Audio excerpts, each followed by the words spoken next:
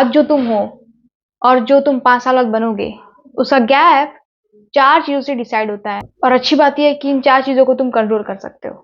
First is your environment.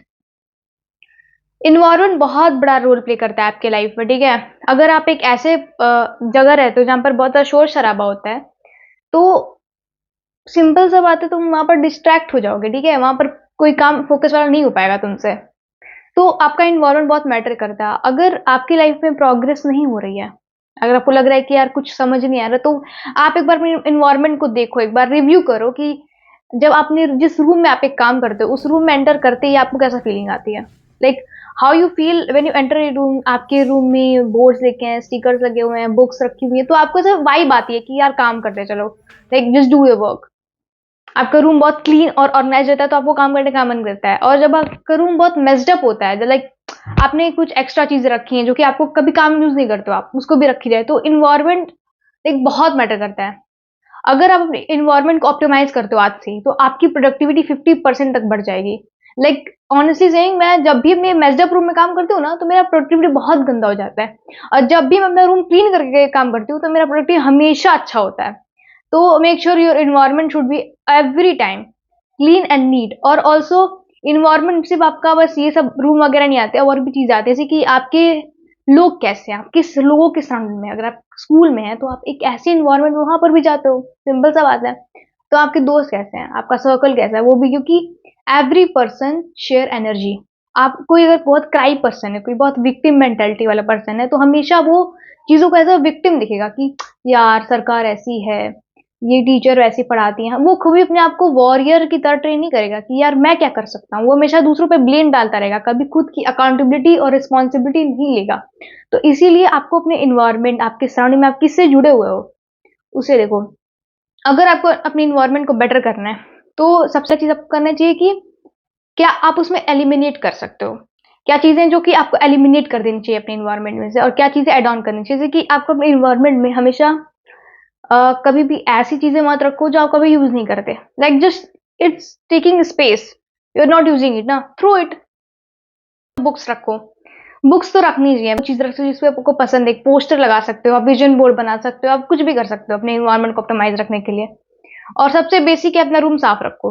Room साफ रखने के लिए सबसे अच्छी ट्रिक होती है कि आप अपने घर में, अपने रूम में कम से कम चीजें रखो। जितनी कम चीजें होती है ना, उतना ज्यादा चीजें ऑर्गेनाइज रहती हैं और क्लीन रहती हैं। जितनी ज्यादा आप चीजें भरोगे, उतना ज्यादा वो चीज लाइक मेस्ड अप बनता है। इसीलिए अपने रूम को हमेशा क्लीन रखो। Second thing is your identity. Identity बहुत बड़ी रोल प्ले करती है, ठीक है। आप अपने आप को कैसा पर्सन मानते हो। अगर आप अपने आप को ऐसा पर्सन मानते हो जो कि कंसिस्टेंट नहीं रह पाता है, बहुत ज्यादा ओवर थिंकिंग करता है, उसके अंदर कॉन्फिडेंस नहीं है, बात नहीं कर पाता है, कम्युनिकेशन में वीक है, तो आप वैसे ही बन जाओगे, ठीक है। हमेशा जब भी अपनी आइडेंटिटी बनाओ, तो उसको सब प्रेजेंट टेंस में लिखो। जैसे कि पता नहीं ना, जब मैं क्लास 9-10 में थी, तो मेरे पास एक छोटी सी डायरी थी, ठीक है। मैं उसमें जब भी कुछ भी मैनिफेस्ट करना होता, मुझे नहीं पता मैनिफेस्टेशन कैसे करते हैं, बट जब भी कुछ करना होता था ना, तो मैं एक लाइन में लिखती थी, और वो चीज को मैं प्रेजेंट टेंस में लिखती थी। अगर मुझे फॉर एग्जाम्पल एक कॉन्फिडेंट पर्सन बनना है, तो मैं लिखती थी उसमें I am a confident person. And पता नहीं क्या होता है कि like if you right somewhere ना लाइक दिस, तो आपकी सबकॉन्शियस माइंड में कुछ तो होता है, और आप वैसा करते हो।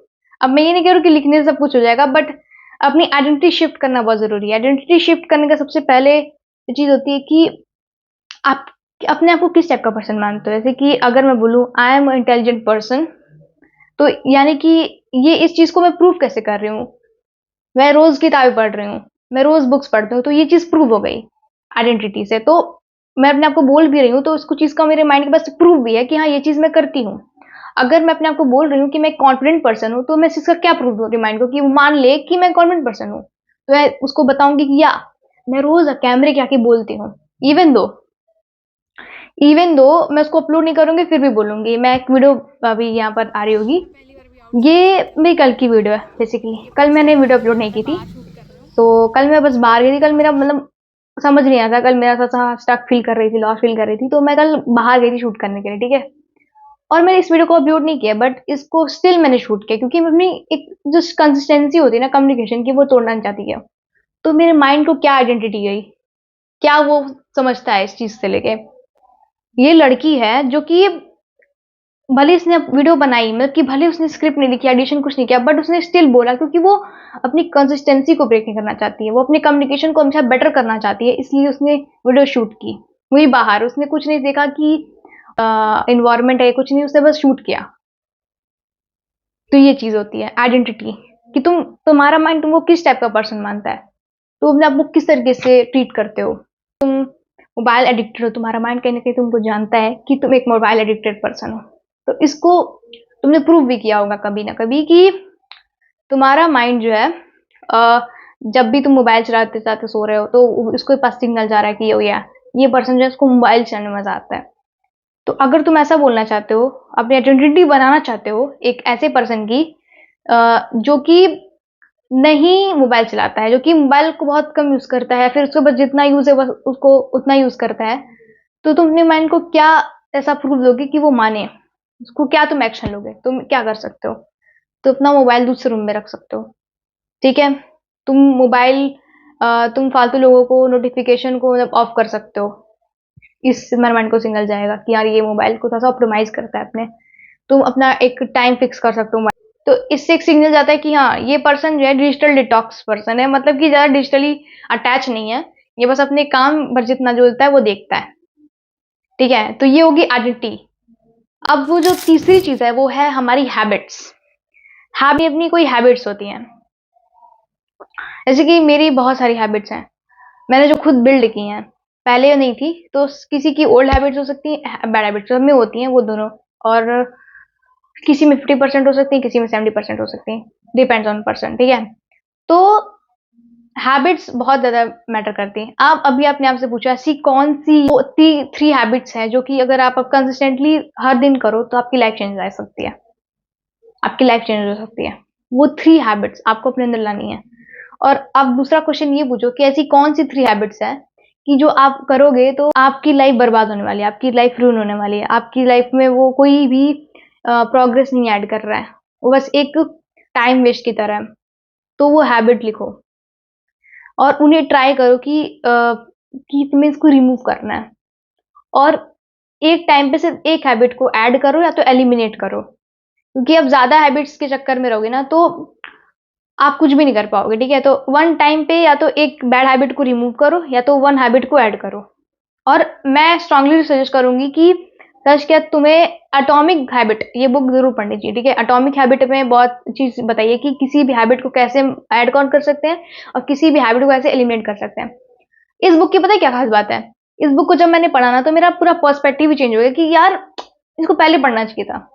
इस बुक को अगर तुम पढ़ लोगे ना अभी तो तुम्हारा बहुत सारा टाइम बच सकता है, ठीक है। ये टाइम मैनेजमेंट टाइप की बुक भी है, क्योंकि तुम्हारी हैबिट्स अगर अच्छी रहेंगी तो तुम टाइम भी अपना अच्छे से मैनेज कर पाओगे, प्रोडक्टिविटी भी तुम्हारी अच्छी होगी। तो आई सजेस्ट कि तुम एटॉमिक हैबिट तो जरूर ही पढ़ना, ठीक है।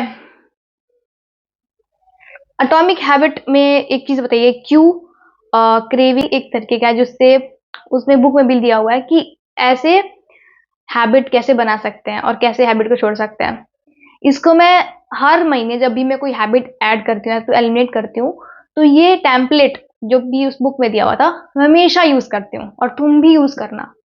तो शायद तुम्हारे लाइफ में जो हैबिट्स है वो जल्दी बदलेंगी, और हैबिट्स बहुत ज्यादा मैटर करती हैं। तो इस चीज पे इसलिए मैं बहुत ज्यादा एम्फोसाइज कर। 4 चीज है तुम्हारी स्किल्स।